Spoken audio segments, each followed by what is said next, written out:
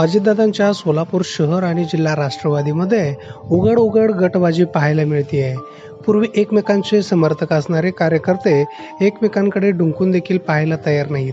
जिल्हाध्यक्ष उमेश पाटील यांचे निकटवर्तीय समजले जाणारे शहराध्यक्ष संतोष पवार आणि कार्याध्यक्ष जुबेर बागवान यांच्यात शीतयुद्ध सुरू असल्याच्या चर्चा दबक्या आवाजात ऐकायला मिळत आहेत.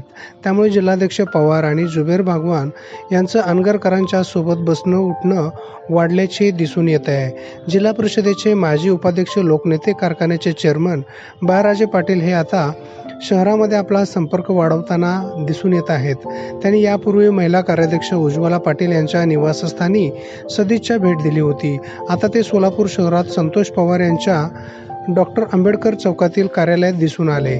कार्याध्यक्ष संतोष पवार आणि कार्याध्यक्ष जुबेर बागवान यांनी बाळराजे पाटील यांचा आपल्या कार्यालयात जंगी सत्कार आणि स्वागत केले होते. बाळराजेसोबत मोहोळ बाजार समिती सभापती धनाजी गावडे, राष्ट्रवादी युवक मोहोळ तालुका अध्यक्ष राहुल मोरे, शशिकांत पाटील, अमर चव्हाण हे नेते मंडळी उपस्थित होती. बाळराजे पाटील यांच्या सत्कारावेळी अध्यक्ष संतोष पवार यांनी आपली समर्थक टीम उभी केली होती.